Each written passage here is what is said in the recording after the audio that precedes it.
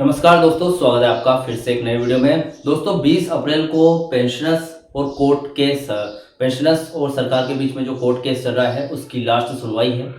अभी यहाँ पर देखिए हो सकता है पेंशनर्स का पक्ष मजबूत हो, लेकिन अगर 20 अप्रैल को पेंशनर्स के पक्ष में फैसला आने के बजाय सरकार के पक्ष में आ गया है, यानी कि सरकार जीत जाती है, तो ऐसी स्थिति में पेंशनर्स क्या करेंगे। और आपको बता दूं, सरकार उनको एक प्रस्ताव ज़रूर दे सकती है 0% फिटमेंट वाला, जो कि सरकार काफ़ी टाइम से अड़ी है इस बात पर कि फिटमेंट 0% फिटमेंट लो और अपनी जो पेंशन रिविज़न करवा लो या फिर डीलिंकिंग कर लो। तो अगर सरकार ये जो कोर्ट केस है ये जीत जाती है और पेंशनर्स के पक्ष में ये फैसला नहीं जाता है और पेंशनर्स के हाथ में ऐसा कुछ नहीं आता है जिससे पेंशन रिविज़न हो सके, और सरकार अगर डॉट ऑब्जर्व पेंशनर्स का पेंशन डिवीजन 0% फिटमेंट पर करने के लिए राजी हो जाती है, तो क्या पेंशनर्स इस बात के लिए सहमत होंगे कि चलो ठीक है 0% फिटमेंट पर हो जाए, डीलिंकिंग होनी चाहिए। तो जो डॉट ऑब्जर्व पेंशनर्स है उनको 0% फिटमेंट पर अपना पेंशन रिवाइज करवाना चाहिए डीलिंकिंग करके, या फिर संघर्ष जारी रखना चाहिए। तो आज इस वीडियो में इसी बात का जवाब आपको दूंगा कि पेंशनर्स को आखिर क्या करना चाहिए। सबसे पहले तो चैनल पर आए तो सब्सक्राइब कर ले। मेरा नाम है सुनील विश्वकर्मा। जानकारी यूजफुल लगे तो एक लाइक करके जरूर जाना। चलिए दोस्तों, बढ़ाते हैं वीडियो को आगे।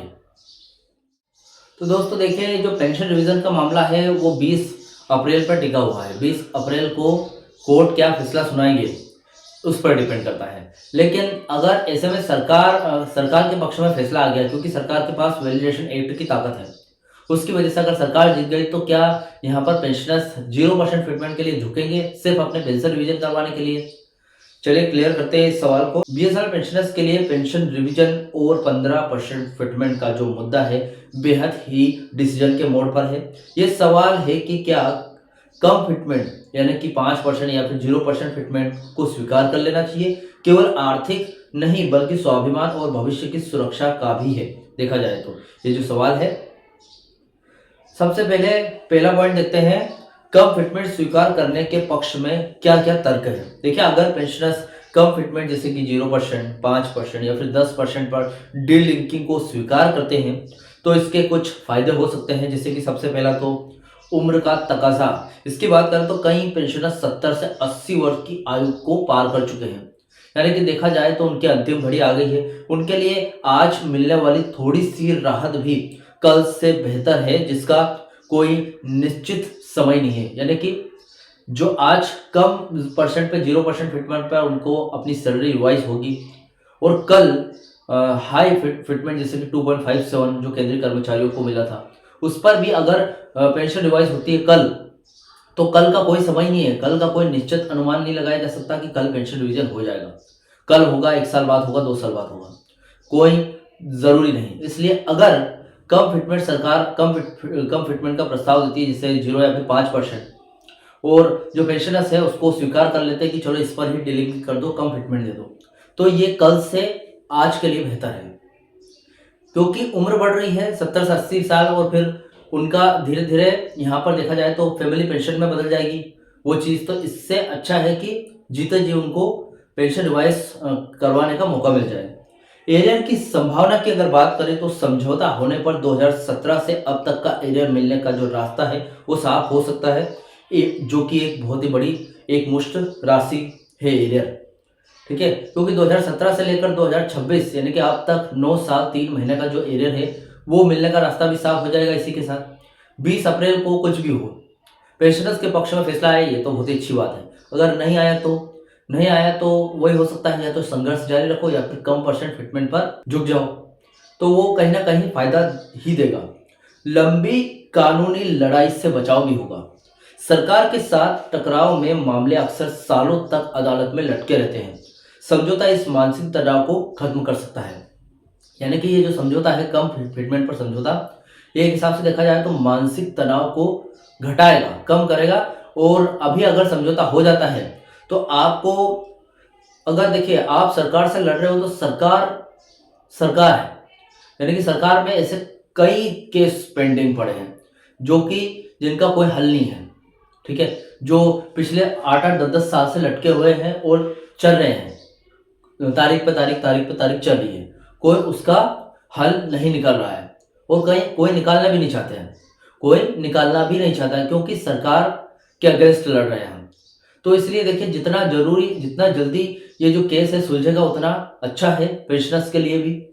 तो देखा जाए तो कम फिटमेंट अगर मिले और आपके पक्ष में भले ही फैसला नहीं जाए और कम फिटमेंट पर सरकार पेंशन रिवाइज करने के लिए या फिर डीलिंकिंग करने के लिए राजी होती है, तो वो कहीं ना कहीं आपके लिए फायदा कारक है।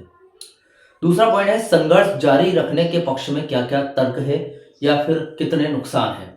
यानी कि अगर आप 0% फिटमेंट फैक्टर पर नहीं झुकते हो, अपनी पेंशन रिवाइज या फिर डीलिंकिंग को के लिए राजी नहीं होते हो 0% या फिर 5% फिटमेंट पर, तो आगे आपको संघर्ष जारी रखना पड़ेगा। और इसके कितने नुकसान है वो देख लेते हैं।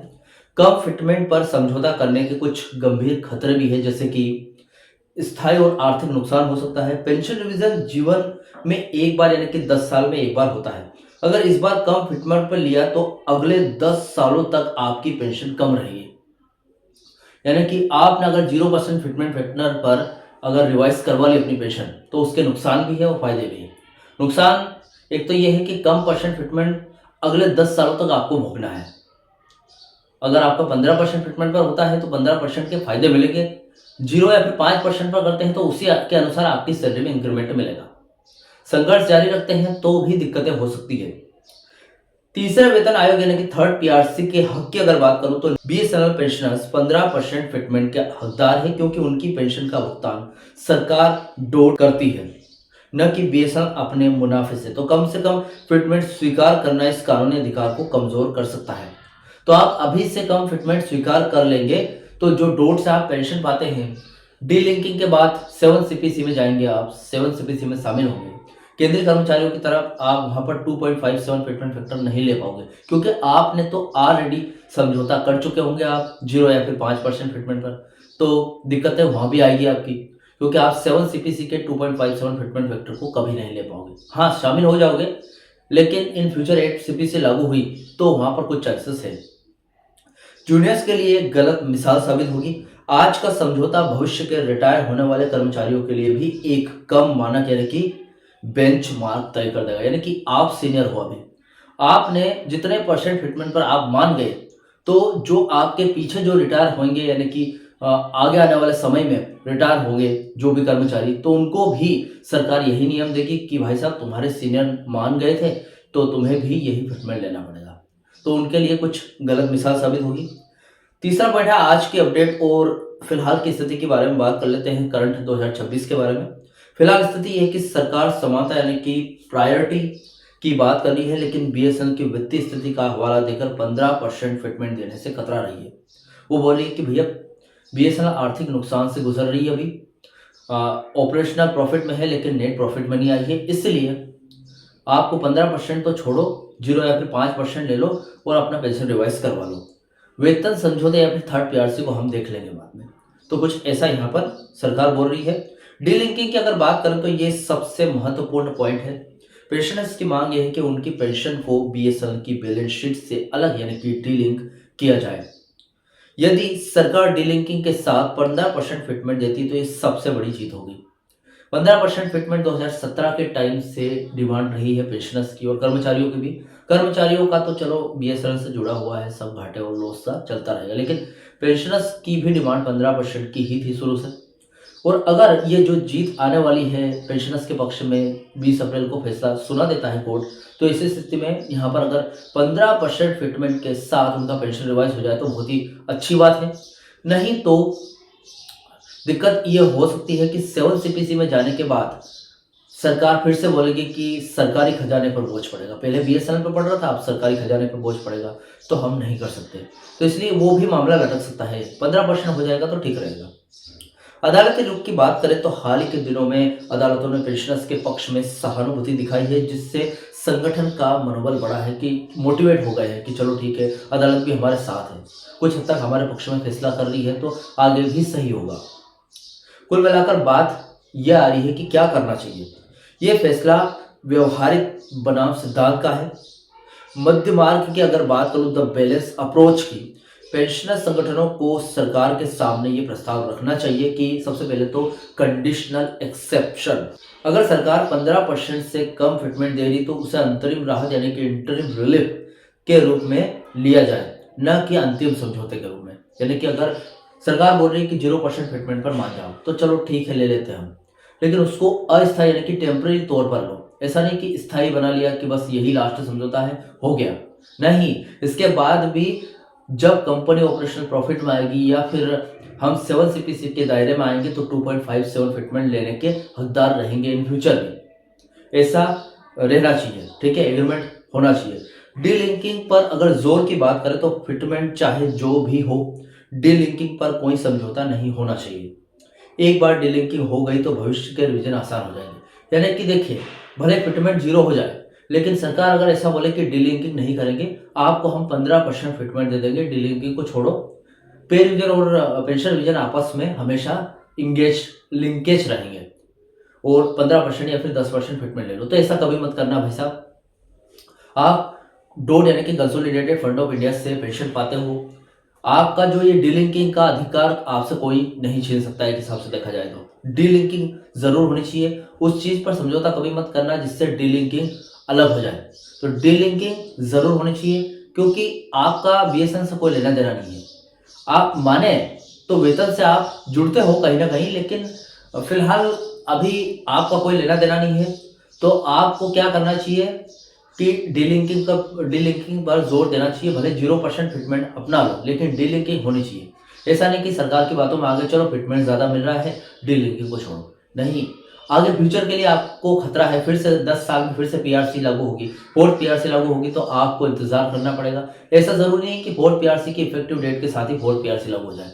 फिर से 4 साल, 5 साल, 10 साल खींच सकती है 4th पीआरसी।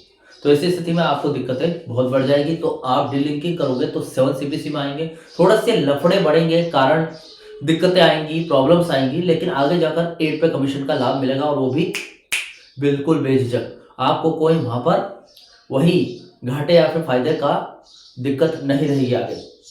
फिलहाल देखिए, मेरी राय ये है कि अगर सरकार 0% फिटमेंट सिर्फ पे स्केल के मर्जर की बात कर रही है तो संघर्ष जारी रखना ही बेहतर है एक हिसाब से देखा जाए तो। लेकिन अगर सरकार 9% या फिर 12% के बीच सम्मानजनक फिटमेंट और पूरी तरीके से डीलिंकिंग का लिखित गारंटी दे देती है तो वरिष्ठ नागरिकों की उम्र को देखते हुए इसे स्वीकार करना वो एक हिसाब से देखा जाए तो एक समझदारी भरा कदम हो सकता है।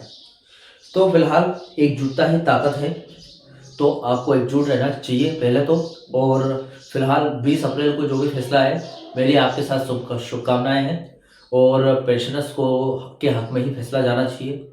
और देखते हैं अगर नहीं भी गया तो भी हमारे पास बहुत सारे चांसेस हैं, जैसे कि हम धरना प्रदर्शन कर सकते हैं, या फिर इसके साथ देखा जाए तो फिर से कोर्ट केस, हम सुप्रीम कोर्ट तक भी जा सकते हैं, यानी कि पेंशनर्स। तो फिलहाल ये वीडियो था पेंशनर्स के बारे में। इस वीडियो से रिलेटेड जो भी आपके डाउट, क्वेश्चन वगैरह हो तो मुझे कमेंट बॉक्स में कमेंट कर सकते हैं। वीडियो अच्छा लगा तो वीडियो को लाइक कमेंट से जरूर करें। मिलते हैं दोस्तों नेक्स्ट वीडियो में। सी यू सून।